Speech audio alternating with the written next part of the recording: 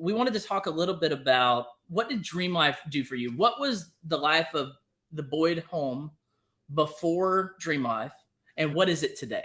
So much to unpack here, Eric. So much to unpack. So the first thing is as I'll say this, how I got into Dream Life is, and for those of you that are listening to the podcast, maybe you've just found this show at random somehow. I actually know Eric, like he just said, as a person, and I've watched the change. And I remember when Eric first told me, hey, I'm going to leave teaching to go do this other thing. And I'm like, okay, yeah, right. And then finally, it was about a year ago, because we have an infant now at our house, which is an important part of this story. Right. I have a little baby, and I realized, oh my gosh, well, at the same time, Eric here has just been like just crushing the game. So finally, I called him up, and I'm like, okay, look, your life plan is better than my life plan.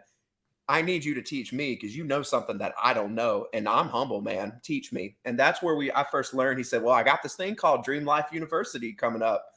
And I'm like, I want a dream life. That sounds cool. Dream Life University. I'm a school person. There we go. I'm all in. So we can unpack as much or as little as you want. But here's what I learned in your course. Number one, everybody wants a dream life. But up until I took your course, I've never actually thought about what that actually was. And so that's the first thing is, and I don't want to give too much away of the course, because everyone out there really needs to. So Dream Life University was our very first iteration of us trying to help people uncover their true potential. Yeah. And uncover a life that they can get to the end stage of their life and look back and say, I did it all with intention. I did it all with 100% clarity. And I'm no way ashamed of how my life went. I'm so grateful that I experienced life with hyper intentionality. And I got to this point on purpose. I arrived at a place I planned on getting to. That's right. That's a big thing. Like Yogi Berra, I love this quote, and I use it in our book, Pathfinders Journey. You know, Yogi Berra said, if you don't know where you're headed, you'll end up someplace else. And that is the truth with most people. And the majority of people spend more time planning their birthday or their child's birthday than they ever will planning the rest of their life. And when I heard that statistic, and there are other programs out there that do this, but when we heard that statistic, it's like, we got to try to coach people and teach people and help people to uncover their true potential, because they need to start planning more time on their life and really grasping their true potential and harnessing it and taking it to the next level. So I know you're saying you don't want to try to give away too much about Dream Life. You're not going to. Okay. Because all right. Dream Life is actually no more. It was a one and done. Dream Life is now just part one of a many faceted series of a larger course called Secure Legacy Code.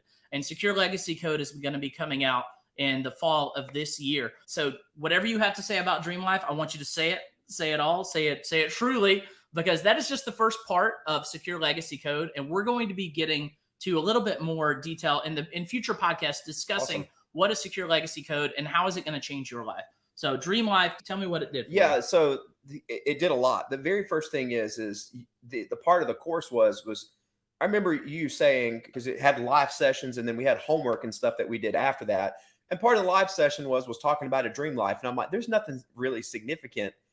But then the homework was actually write it out.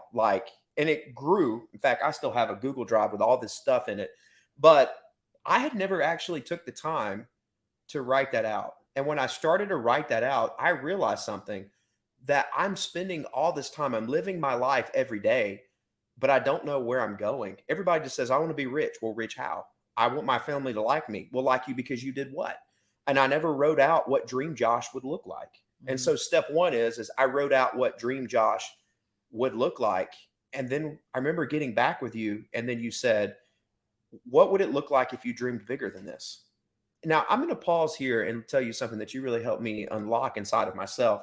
I don't even know if it was the intent of the course, but I had to ask myself, why do I feel like I'm not worth dreaming bigger than this? Like, why am I limiting this? And I have to tell you, that was a big change inside of me, as I had to finally learn, you know what? It is okay. I don't come from rich backgrounds. My family are all good people, work hard their whole life.